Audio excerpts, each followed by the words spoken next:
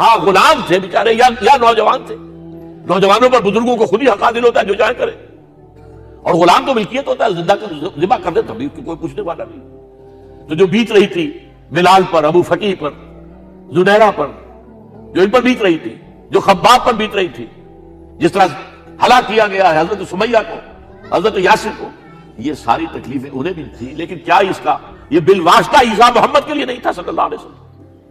آپ کے ساتھی آپ کی جانثار ہیں, لیکن آپ ان سے بھی کیا کہیں, فصبروا فصبروا فصبروا.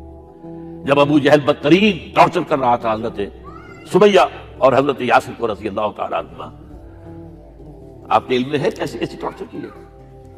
جوان بیٹے کو باندھ دیا ایک ستون کے ساتھ, اس کی نگاہوں کے سامنے برہنہ کیا ہے ماں کو.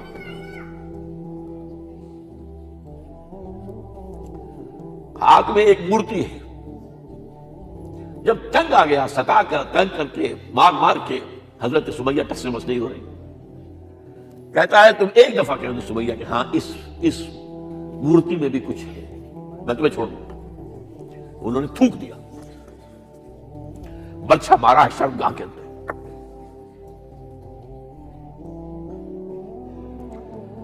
کتنی تکلیف پہنچی ہوگی ان کو, لیکن آپ گزر رہے. اصبروا یا آل یاسر فإن موعدکم الجنہ. اے یاسر کے گھر والوں صبر کرو, تمہارے استقبال کی تیاریاں ہو رہی ہے جنت میں. یہ سیرت کوئی بناتا سناتا ہے, یہ سیرت. یاسر کے ساتھ کیا کیا ہے, 4 اونٹ نر سانڈ, اور ان کے ساتھ رسے باندھ کر ایک رسے سے ان کا ایک بازو باندھا, ایک سے دوسرا بازو, ایک سے ایک ٹانگ, دوسرے سے دوسری ٹانگ. انہیں دوڑایا ہے کہ پرکھتے ہو جیسے. یہ دین ایسے ہی قائم نہیں ہوا. عدل و انصاف کا نظام ٹھنڈے ٹھنڈے قائم نہیں ہوتا, گھر میں آرام سے بیٹھے ہوئے قائم نہیں ہوتا. اور سنیے, 3 برس شیب بنی ہاشم کے تو قید ہے, 3 برس. اور یہاں کی قید پر قیاس نہ کریں. یہاں تو جیل میں کھانے کو ملتا ہے, راشن ملتا ہے, جیسا بھی ملتا تو ہے نا. اور لیڈروں کے لیے تو کلاس 1 لاکھ بھی کلاس ہے. ہاں تو ان کا تو لیڈر تو لوگ جب آتے ہیں جیل کاٹ کر معلوم ہوتا ہے کہ شاید کسی صحت افزا مقام سے تشریف لا رہے. وہاں کیا تھا, ٹوٹل بائیکاٹ. ایک گھاٹی, ادھر پہاڑ ادھر پہاڑ, دونوں طرف جو ہے بحرے, کوئی کھانے پینے کی چیز اندر نہیں جائے گی. اور پورا خاندان بنی ہاشم, وہ بھی کہ جو ایمان نہیں لائے, وہ قبائلی زندگی تھی نا. بنو ہاشم چونکہ حضور کو پشت پناہی چھوڑنے کو تیار نہیں ہوئے, ابو طالب نے آخری وقت تک بھی ساتھ نہیں چھوڑا. ہاں آخری وقت کے قریب ایک بات ہو گئی تھی. ایک مرتبہ تو ہوا کہ وفد آیا ہے قریش کا کہ اپنے بھتیجے کو روک لو, وہ ہمارے معبودوں کی توہین کرتا ہے. ابو طالب نے بلایا اور آپ سے کہا کہ یہ کچھ اپنے رویے کو بدلیں. آپ نے فرمایا چچا جان, اب تو چاہیے میرے ایک ہاتھ پر سورج اور دوسرے پر چاند رکھ دے, میں اپنے اس مشن کو چھوڑ نہیں سکتا. یہ ہے استقامت. اور ابو طالب کے عین انتقال کے وقت معاملہ ہوا. جب وفد آیا ہے کہ ٹھیک ہے اب ہمارا جو ہے صبر کا پیمانہ لبریز ہو گیا ہے, اب ٹھیک ہے آ جاؤ میدان میں, تم بھی ساتھ چھوڑنے کو تیار نہیں. ابو طالب نے بلایا, بھتیجے مجھ پر اتنا بوجھ نہ ڈالو جو میں برداشت نہ کر سکوں.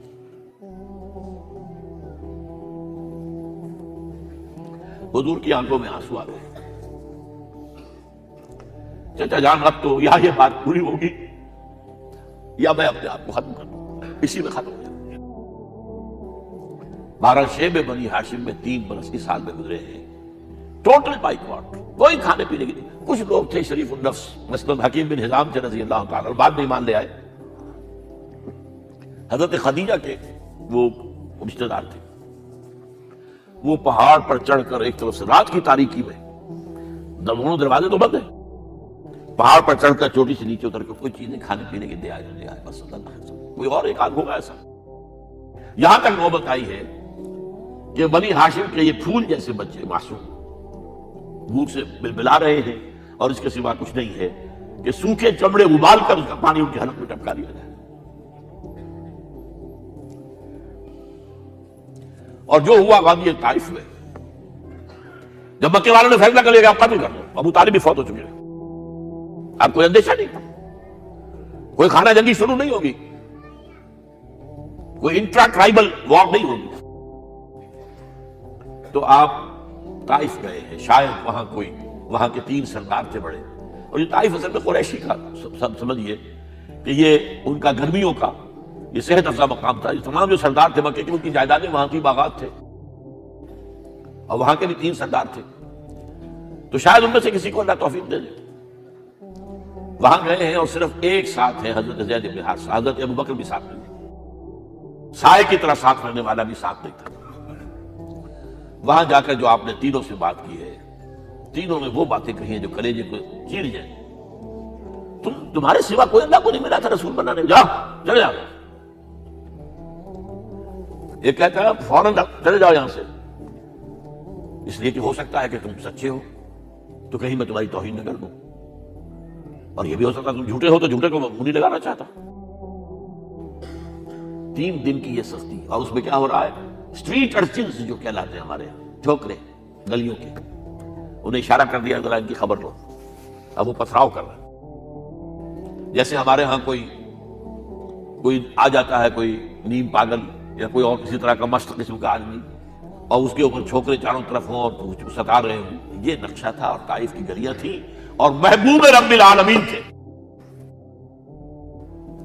ادھر سے پتھر آ رہے ہیں تو زید بن حارثہ رکاوٹ بن گئے، لیکن پیچھے سے آ رہے ہیں، وہ کیسے روکیں گے؟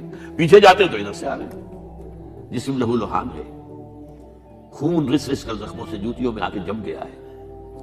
پھر وہاں سے آپ نکل کر گئے، ایک باغ میں تھوڑی سی پناہ لی ہے تھوڑی دیر کے لیے، جوتے بڑی مشکل سے اترے ہیں، خون جمع ہوا، اور وہ جو پھر دعا نکلی ہے آپ کی، وہ کلیجے کو چیر جانے والی ہے۔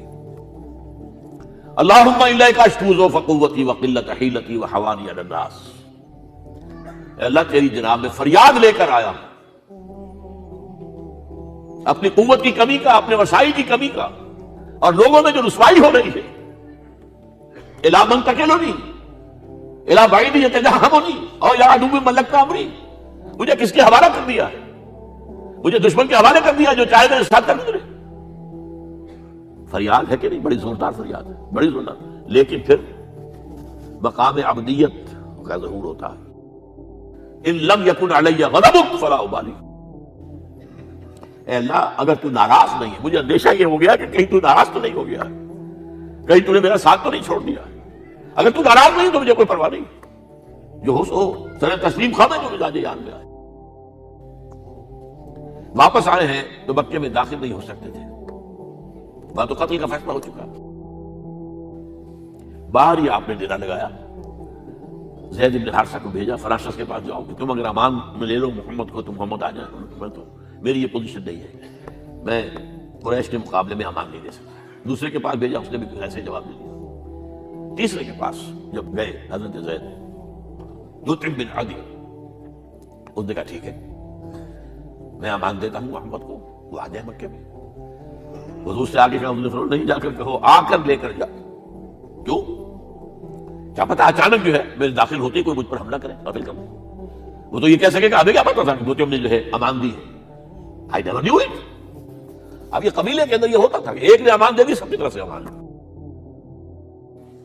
لہذا حضور نے فرمایا آ کر لے کر جاؤ۔ وہ اپنے 6 بیٹوں کو ہتھیار سجا کر لے کر آیا ہے، اور پھر لے کر گیا حضور کو، کہتا ہوا گزر رہا ہے راستے میں، لوگوں سن لو محمد میری امان میں ہے صلی اللہ علیہ وسلم۔ اس لیے آپ کو مکے کے اندر پھر 2-2.5 سال مزید رہنے کا موقع ملا ہے، اور اتنا بڑا احسان آپ نے مانا پھر مطعم بن عدی کا کہ غزوہ بدر میں جب 70 اسیر تھے قریش کے حضور کے پاس، تو آپ نے فرمایا تھا کہ اگر آج مطعم زندہ ہوتا اور وہ سفارش کرتا تو میں ان سب کو چھوڑ دیتا بغیر کسی فریے کے۔ باقی یہ چند باتیں میں نے آپ کو بتائی، باقی تو یہ کہ غار ثور ہے کیسی کیسی، اور پھر غزوہ بدر سے پہلے کی رات ہے، اور وہ آپ کا زندگی کا طویل ترین سجدہ ہے۔ اس میں جہاں تک یہ الفاظ بھی آپ نے کہہ دیا، اللہ اگر کل یہ جو 313 یہاں جمع ہے اگر یہ ختم ہو گئے تو پھر قیامت تک تیرا نام لینے والا کوئی نہیں ہوگا، میں آخری رسول اور میری یہ 15 برس کی کمائی ہے۔ اس وقت کہا حضرت ابوبکر 2 پیر دار کھینچے سے کھڑے تھے، حسبک حسبک حضور بس کیجئے بس کیجئے۔ بہرحال بدر ہے، احد ہے، زخمی ہوئے ہیں، دندان مبارک شہید ہوئے ہیں، خون اتنا بہا ہے کہ بے ہوش ہو گئے ہیں، اور خبر اڑ گئی ہے کہ آپ شہید ہو گئے۔ یہ سب کچھ، اور سب سے بڑھ کر حمزہ کی لاش سامنے آئی. کیسی لاش؟ ناک کٹی ہوئی ہے، کان کٹے ہوئے، پیٹ چاک کر کے کلیجہ چبایا ہوا ہے. کس طرح برداشت کیا ہوگا آپ نے؟ اپنے اوپر تاریخ کر کے دیکھیں. یہ حمزہ کون ہے؟ چچا ہے، دودھ شریک بھائی ہے، خالہ کا بھائی ہے، ساتھ کا کھلا ہوا ہمیولی ہے، اور اس کی لاش ہے. جو قلب اکر پر بیت رہی تھی وہ مدینے میں آ کر ایک ماحول بدلا ہوا تھا، تب وہ بات سامنے آ گئی. جب آپ مدینے واپس تشریف لائے ہیں تو ظاہر بات ہے کہ زیادہ انصار کے لوگ تھے جو شہید ہوئے تھے. بدر میں مہاجرین تو میرے خیال 4 تھے نمبر کے اندر، 3/4 تو انصاری تھے. اسی طریقے سے احد کے اندر معاملہ ہے. تو مختلف گھروں سے عورتوں کے بین کرنے کی آوازیں آ رہی تھی، اس لیے کہ اس وقت تک بین کرنا حرام نہیں قرار دیا گیا تھا، ممنوع نہیں تھا. آوازیں سن کر حضور کی زبان مبارک سے نکل گیا، اما حمزہ تو فلا بواکی لہو، ہائے حمزہ کے لیے تو کوئی رونے والی بھی نہیں ہے. اس پر پھر صحابہ نے، انصار نے اپنے ہاں کی خواتین کو حضرت صفیہ کے ہاں بھیجا. وہ سگی بہن تھی، وہاں انہوں نے جا کے بھی تعزیت کی بہن کی. غزوہ احزاب کا آپ نے سنی لیا. اس وقت اسوہ رسول پر نہ معلوم کیا کیا باتیں لوگوں میں مشہور ہو گئی ہیں. اس وقت لوگ آیا تھا قرآن میں سورہ احزاب میں، وہ اس وقت کیا تھا؟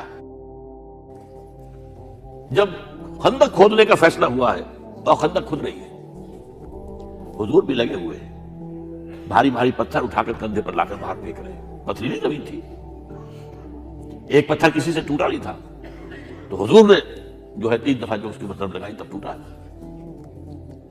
لیکن یہ کہ کئی دن کے فاقے ہو چکے تھے، کھانے میں کچھ نہیں، پورا محاصرہ تھا، 12,000 کا لشکر گھیرے ہوئے. یہاں تک کہ آپ کو معلوم ہے کہ گھروں کے اندر بیت الخلاء تو نہیں، باہر جاتے تھے قضاء، اس کا کوئی امکان نہیں. شدید ترین آزمائش جو ہوئی ہے اس کا نتیجہ ایک طرف یہ نکلا کہ منافقین کا نفاق ان کی زبانوں پر آ گیا. قرآن مجید میں ہے یہ انہی آیات میں، ما وعدنا اللہ ورسولہ الا غرورا، ہمیں تو اللہ اور اس کے رسول نے دھوکہ دے کے مروا دیا. ہم سے کہا تھا کہ کیسر و کسریٰ کے خزانے تمہارے قدموں میں آئیں گے، اور حال یہ ہے کہ ہم رفع حاجت کے لیے باہر نہیں جا سکتے، کھانے کو کچھ نہیں. اس وقت کچھ صحابہ آئے ہیں حضور صلی اللہ علیہ وسلم سے، دیکھیے فاقے سے کمر دوہری ہوئی جا رہی ہے، ہم نے اپنے پیٹوں پر پتھر باندھے ہوئے، چادروں کے ساتھ پتھروں کسا ہوا تاکہ کمر سیدھی رہے. حضور نے اپنا کرتا مبارک اٹھا کر دکھایا، 2 پتھر میں. یہ ہے اسوہ، یہ ہے آپ کی سنت، آپ کا اسوہ حسنہ. لیکن اس اسوہ حسنہ سے فائدہ کون اٹھا سکتا ہے؟ لقد کان لکم فی رسول اللہ اسوۃ حسنۃ لمن کان یرجو اللہ والیوم الآخر وذکر اللہ کثیرا. اسوہ تو اپنی جگہ ہے، قرآن میں ہدایت سب کے لیے، ھدی للناس، لیکن فائدہ اٹھائیں گے صرف متقین، ھدی للمتقین ہے سب کے لیے. اسوہ سب کے لیے ہے، لیکن استفادہ وہی کر سکے گا جو 3 شرطیں پوری کرے: اللہ اور یوم آخر پر ایمان، اور اللہ کا ذکر کثرت کے ساتھ. بہرحال یہ میں نے آپ کے سامنے اس حوالے سے رکھا ہے. یہ اسوہ جو ہے حضور کا، یہ ہم پر اتمام حجت ہے. لیکن نوٹ کیجئے، پوری نوع انسانی پر اتمام حجت اسلام کا نظام عدل اجتماعی جو قائم کر کے دکھا دیا، حجت قائم. اسے انگریزی میں کہتے ہیں اٹس ڈویبل، کیا جا سکتا ہے، یہ کام ہو سکتا ہے. اس لیے کہ زمین پر قدم بہ قدم چل کر یہ انقلاب آیا، محنت سے آیا، مشقت سے آیا، ایثار سے آیا، قربانیوں سے آیا، تکلیفیں جھیل کر آیا، صبر و مصابرت سے آیا، استقامت و مقاومت سے آیا. یہاں پر معجزوں کا یہ کار فرمائی نہ ہونے کے برابر ہے. یہاں دھوپ سے بچانے کے لیے کوئی اللہ نے صاحبان نہیں دیا، صلی اللہ علیہ الغمام، اور بھوک سے بچانے کے لیے من و سلوہ نازل نہیں ہوئے. غزوہ تبوک میں ایسا بھی ہوا ہے کہ 3 مجاہدین کا 24 گھنٹے کا راشن ایک کھجور، ایک نے منہ میں رکھی، کچھ چوس لی، کچھ گلوکوز چلا گیا اس میں سے، دوسرے کو دے دی، اس نے چوس لی، تیسرے کو. من و سلوہ نازل نہیں ہوئی. محنت، مشقت، ایثار، قربانی، صبر، مصابرت، استقامت، مقاومت، یہ ہے اسوہ رسول.